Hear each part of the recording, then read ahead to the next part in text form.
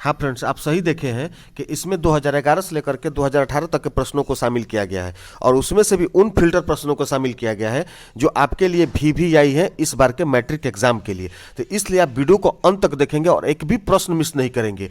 इसमें एक एक प्रश्न ऐसा दिया हुआ है कि जो मैट्रिक एग्जाम में 2 बार 3 बार 4 बार तक वो प्रश्न पूछा है, इसमें उन सभी प्रश्नों को शामिल किया गया है। इसलिए वीडियो को अंत तक देखिएगा और बिल्कुल आप एक एक प्रश्नों को ध्यानपूर्वक सुनते जाइएगा ताकि एक भी प्रश्न आप मिस नहीं कर सकें और सभी प्रश्नों को अच्छे से याद कर सके। तो चलिए फ्रेंड्स, इस वीडियो को शुरू करते हैं, लेकिन उससे पहले फ्रेंड्स आप वीडियो को भी एक लाइक जरूर कर देंगे और साथ ही अगर चैनल पर नए हो तो चैनल को सब्सक्राइब करके बेल आइकन को प्रेस इसलिए कर देंगे कि अगर सब्जेक्टिव और ऑब्जेक्टिव वीडियो अगर हम अपलोड करें तो आपको उसका नोटिफिकेशन मिल सके। तो चलिए फ्रेंड्स, हम वीडियो को शुरू करते हैं। सवाल नंबर 1 है, एटीएम क्या है? यानी कि ऑटोमेटिक टेलर मशीन या ऑटोमेटेड टेलर मशीन जिसको कहा जाता है। इसका जवाब होगा कि एटीएम कार्ड को एटीएम सह डेबिट कार्ड भी कहा जाता है।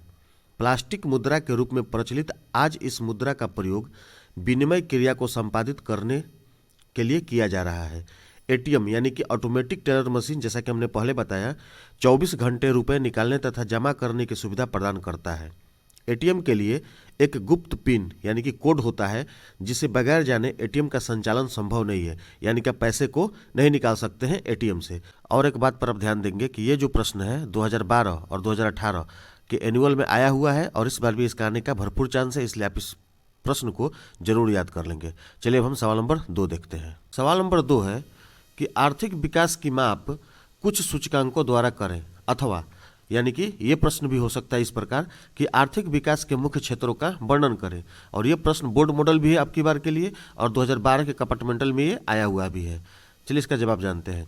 आर्थिक विकास की माप राष्ट्रीय आय, प्रति व्यक्ति आय, मानव विकास सूचकांक अथवा राष्ट्रीय मानव विकास रिपोर्ट के द्वारा किया जा सकता है। राष्ट्रीय आय का अर्थ किसी समयावधि विशेष में उस राष्ट्र में उत्पादित सभी वस्तुओं और सेवाओं का कुल मौद्रिक मूल्य से है। राष्ट्रीय आय आर्थिक विकास के मापन का आधार देता है। प्रति व्यक्ति आय सबसे बेहतर सूचकांक है। किसी भी व्यक्ति की व्यक्तिगत आय देश के व्यक्तियों के औसत आय के बराबर होती है। राष्ट्रीय आय में देश की कुल जनसंख्या से भाग दे देने पर व्यक्तिगत आय की प्राप्ति हो जाती है। प्रति व्यक्ति आय बराबर राष्ट्रीय आय भागा कुल जनसंख्या। सवाल नंबर 3 है, आर्थिक विकास क्या है? और दूसरा प्रश्न इसी में है कि आर्थिक विकास तथा आर्थिक वृद्धि में अंतर बताएं। यानी कि 2 प्रश्नों का जवाब हमको बताना है और ये प्रश्न 2012 और 2014 में आया हुआ है। चलिए इसका हम जवाब जानते हैं।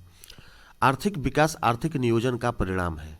प्रोमेचर एवं बाल्डविन ने कहा कि आर्थिक विकास एक ऐसी प्रक्रिया है जिसके द्वारा दीर्घकाल में किसी अर्थव्यवस्था की वास्तविक राष्ट्रीय आय में वृद्धि होती है। क्लियर है? और प्रोफेसर रोस्टो ने कहा कि आर्थिक विकास एक ओर श्रम शक्ति में वृद्धि की दर तथा दूसरी ओर जनसंख्या वृद्धि के बीच स्थापित संबंध है। क्लियर है? आगे है कि साहित्यिक दृष्टि से विकास एवं वृद्धि में कोई फर्क नहीं है। अर्थशास्त्र विकास एवं वृद्धि में फर्क करता है। अर्थशास्त्री हिक्स तथा डॉक्टर वाइट सिंह ने वृद्धि शब्द का प्रयोग आर्थिक विकास से विकसित राष्ट्रों के संबंध में किया है, जबकि विकास शब्द का प्रयोग अविकसित अर्थव्यवस्था के संदर्भ में किया गया है या किया जाता है। ठीक है, आगे देखेंगे।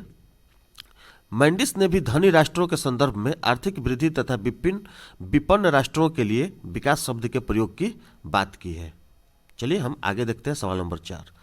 सवाल नंबर 4 है कि उपभोक्ता जागरण हेतु नारों को लिखे। यानी कि उपभोक्ता को जागरूक करने के लिए कि आप जो सामान बाजार से खरीद रहे हैं वो सही है, गलत है, उसकी गुणवत्ता कितनी है, वो प्रोडक्ट सही है कि नहीं, आपको गारंटी पेपर देता है कि नहीं, निम्न बातों पर ध्यान दिलाने के लिए, उपभोक्ता को जागरूक करने के लिए वो कौन सा नारा सरकार ने दिया है, इसके बारे में हम जानेंगे। और ये प्रश्न बोर्ड मॉडल है आपकी बार होने वाले मैट्रिक एग्जाम के लिए। चलिए इसका जवाब जानते हैं। जागो ग्राहक जागो, सावधान। ये है आपको 2 नारा, जागो ग्राहक जागो और दूसरा हो गया ग्राहक सावधान। तीसरा है अपने अधिकारों को पहचानो। चौथा है सतर्क उपभोक्ता सुरक्षित उपभोक्ता और उपभोक्ता के रूप में अपने अधिकारों की रक्षा करो। ये सभी नारे जो है सरकार ने बनाए हैं ताकि आप यानी कि जो सामान प्रोडक्ट मार्केट से खरीदते हैं हम लोग उसके प्रति जागरूक हो सकें कि वो प्रोडक्ट कैसा है और कब का बना हुआ है, उसका अंतिम तिथि यानी कि एक्सपायरी डेट कब है और मैन्युफैक्चरिंग डेट कब है, इन सब को जानने के लिए ही सरकार ये नारा बनाया हुआ है। चलिए सवाल नंबर हम 5 देखते हैं।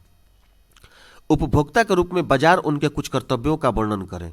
उपभोक्ता के रूप में बाजार में उनके कुछ कर्तव्य, यानी कि आप बाजार से खरीदते हैं सामान तो उसके लिए भी कुछ कर्तव्य है, उनका वर्णन करना है। अथवा यह प्रश्न इस प्रकार भी पूछ सकता है कि उपभोक्ता के कर्तव्यों के बारे में लिखे, और यह प्रश्न 2011 के एनुअल में और 2016 के कंपार्टमेंटल यानी कि 2 बार ये प्रश्न ऑलरेडी आ चुका है। चलिए इसका जवाब जानते हैं। उपभोक्ता के रूप में हमारे कर्तव्य हैं, पहला, वस्तु के क्रय का हम रसीद लें, यानी कि जो वस्तु हम खरीदते हैं यानी प्रोडक्ट खरीदते हैं उसका हम रसीद जरूर लें। दूसरा है कि वस्तु की गुणवत्ता यानी कि उसकी क्वालिटी कैसी है, ब्रांड किस ब्रांड का है, अच्छा ब्रांड है कि नहीं है, मात्रा यानी कि उसका वजन वगैरह जो है कैसा है, शुद्धता यानी कितना % वो शुद्ध है, मानक वो खरा उतरता है कि नहीं, माप तौल उत्पाद के बारे में जानें, यानी कि सभी बारे में हम अच्छी तरह से उसके बारे में जानकारी ले लें। तीसरा है निर्माण की तिथि यानी कि मैन्युफैक्चरिंग डेट कब बना हुआ है, उपभोग की अंतिम तिथि यानी कि उसका एक्सपायरी डेट कब है, गारंटी यानी कि उसकी गारंटी कितनी है, और वारंटी पेपर लें यानी कि उसका गारंटी वारंटी अगर पेपर देता है तो गारंटी वारंटी पेपर उसका हम जरूर लें। चौथा है गुणवत्ता के निशान जैसे ISI आदि, यानी कि सरकार जो है अगर गुणवत्ता के आधार पर ISI मार्क उपलब्ध कराती है उस पर वो अंकित है कि नहीं, उस पर मुहर लगा हुआ है कि नहीं, egg mark, bull mark, hall mark जो कि सोने पर रहता है कि जांच करें। यदि इसमें कहीं कमी है तो उपभोक्ता संरक्षण अधिनियम 1986 यानी कि 1986 ईस्वी के तहत कार्रवाई जरूर करें या कंप्लेन आप कर सकते हैं। चलिए सवाल नंबर 6 देखते हैं। सवाल नंबर 6 है कि उपभोक्ता के अधिकार से आप क्या समझते हैं। यह प्रश्न 2011 और 2013 में कंपार्टमेंटल में आया हुआ है, इस बात को भी आप याद रखेंगे। इसका जवाब होगा कि उपभोक्ता को दिए जाने वाले कानूनन हक उपभोक्ता अधिकार कहलाता है। उत्पाद निर्माण तिथि, उत्पादन की गुणवत्ता आदि की जानकारी प्राप्त करना उपभोक्ता के अधिकार है। सवाल नंबर 7 देखते हैं। उपभोक्ता कौन है, संक्षेप में बताएं। चलिए उपभोक्ता के बारे में जान लेते हैं हम। उपभोक्ता बाजार व्यवस्था का सबसे महत्वपूर्ण अंग होता है। वस्तुएं एवं सेवाएं जब किसी व्यक्ति द्वारा प्रयोग के लिए खरीदी जाती है तब वह व्यक्ति यानी खरीदने वाला उपभोक्ता है। खरीदार की अनुमति से ऐसी वस्तुएं एवं सेवाओं का प्रयोग करने वाला भी उपभोक्ता कहलाता है। सवाल नंबर 8 देखेंगे।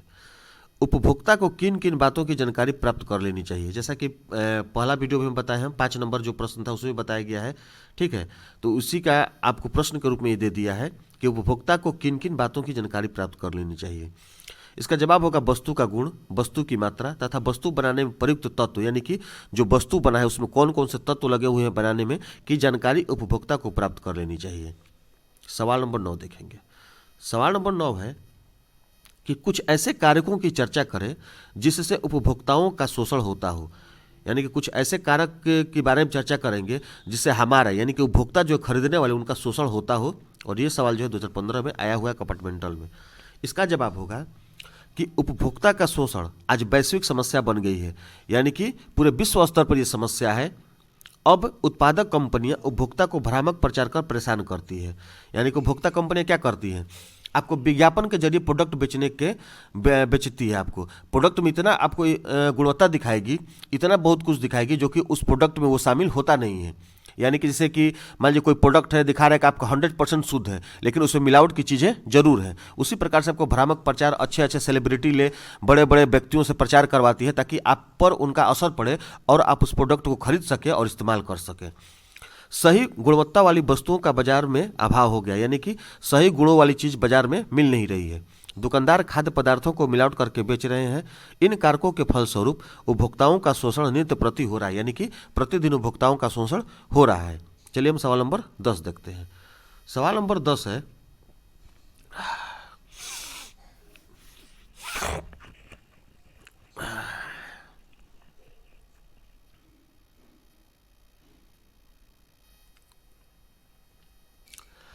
साख मुद्रा किसे कहते हैं। यह प्रश्न 2015 के एनुअल में आया हुआ है।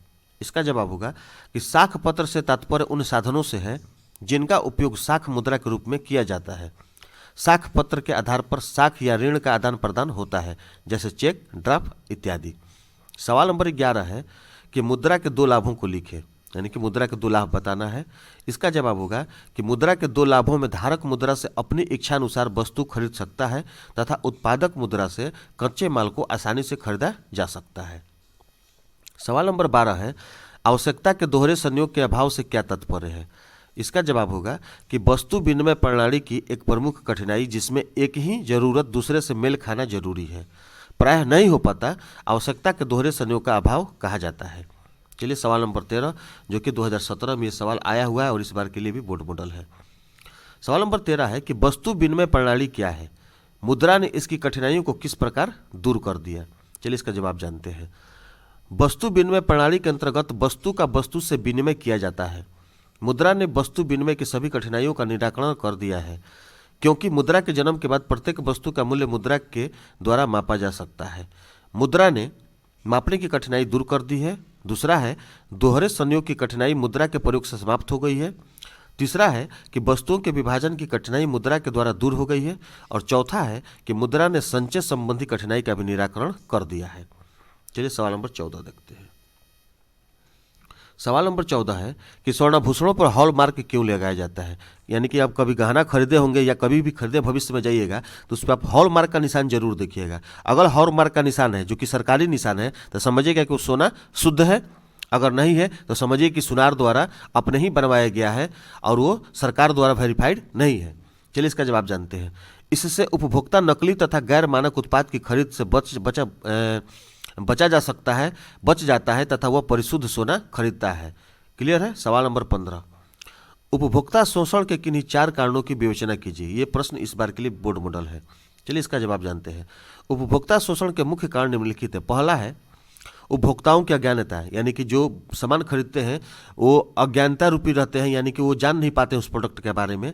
दूसरा है कि उपभोक्ताओं में आपस में एकजुटता का अभाव, यानी कि उपभोक्ता बारी बारी से अपना अपना सामान अपने अपने घरों को ले जाते हैं, एकजुट तो कभी होते नहीं हैं, जिससे कारण आप किसी का विरोध भी नहीं कर सकते हैं। तीसरा, उपभोक्ताओं को अपने अधिकारों की अज्ञानता है, यानी कि उपभोक्ता जो है सामान खरीदते हैं वो अपने अधिकारों को नहीं जान पाते हैं। और चौथा है उपभोक्ताओं से अधिकतम खुदरा मूल्य से अधिक राशि लेना, यानी कि उपभोक्ता से जितना राशि लिखा हुआ है या जितना उसका कीमत है उससे ज़्यादा कीमत लेना। चलिए सवाल नंबर 16 देखते हैं। यहाँ पर इस वीडियो को भी अप्लाई जरूर करते चलेंगे ताकि हमारा भी हौसला बुलंद रहे आप लोगों के लिए।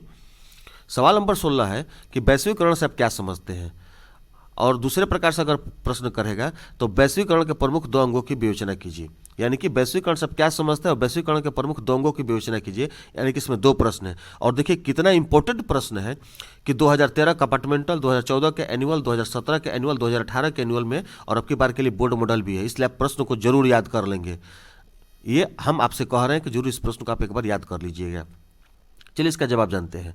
वैश्वीकरण वह प्रक्रिया है जिसके द्वारा विश्व की विभिन्न अर्थव्यवस्थाओं का समन्वय या एकीकरण किया जाता है ताकि वस्तुओं एवं सेवाओं, प्रौद्योगिकी, पूंजी तत्व और श्रम या मानवीय पूंजी का भी निर्बाध प्रवाह हो। वैश्वीकरण के विभिन्न अंगों में निम्न 2 प्रमुख अंग हैं। पहला है व्यवसाय एवं व्यापार संबंधी अवरोधों की कमी और दूसरा है पूंजी का निर्बाध प्रवाह। चलिए पहला जानते हैं। व्यवसाय एवं व्यापार संबंधी अवरोधों की कमी के बारे में जानते हैं। इसका अभिप्राय है कि विदेशी कंपनियां भारतीय बाजार में अपनी वस्तुएं एवं सेवाएं बेच सकती हैं। दूसरा है पूंजी का निर्बाध प्रवाह, ऐसा वातावरण कायम करना जिससे विभिन्न देशों में पूंजी का प्रवाह स्वतंत्र रूप से हो सके।